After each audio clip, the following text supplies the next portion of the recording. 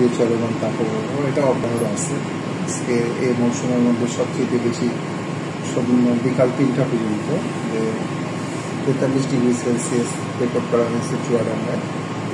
আর আপনারা জানেন যে এই মৌসুমে মৌসুমে আসলে আমাদের দেশে যে কালবৈশাখী ঝড় হয় তখন প্রচুর বৃষ্টিপাত হয়। বৃষ্টিপাত হওয়ার পরবর্তী সময় আমাদের দেশের টেম্পারেচারটা কমে যায়। তো এবছর এই এপ্রিল মাসে তুলনামূলকভাবে বৃষ্টিপাত কম হওয়ার কারণে টেম্পারেচারটা ফল করতেছে না, এই জন্য যে তাপপ্রবাহটা এটাও মানে প্রশমিত হচ্ছে না এবং অনেকটা অসহনীয় পর্যায়ে চলে গেছে।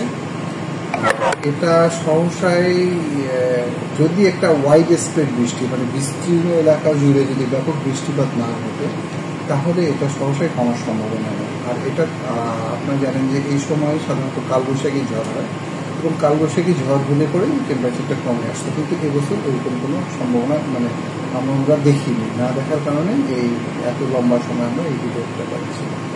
মানে সর্বশেষ তথ্য অনুযায়ী যেটাকে আপনি দেখে থাকবেন যে খুলনা আপনার সিলেট বিভাগের উপর দিয়ে বিশেষ করে সিলেটের যে সীমান্তবর্তী এলাকাগুলো এই এলাকাগুলোতে কিন্তু আপনার এপ্রিল জুড়েই কিন্তু বৃষ্টিপাত দেখা গেছে।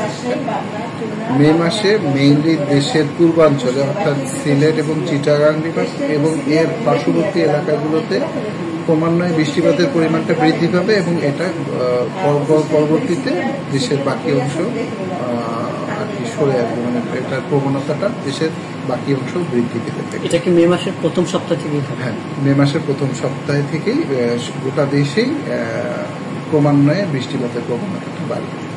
এবারে তাপমাত্রা এত বৃদ্ধি পাওয়ার কারণটা কি?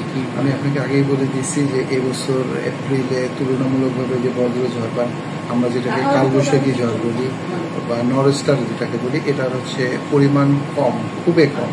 আপনি যদি ঢাকার কথা বলেন যে 16-17 তারিখের পরে আর ঢাকার মধ্যে কোনো বৃষ্টিপাত নেই বা কোনো এরকম ঝড় বৃষ্টি নেই।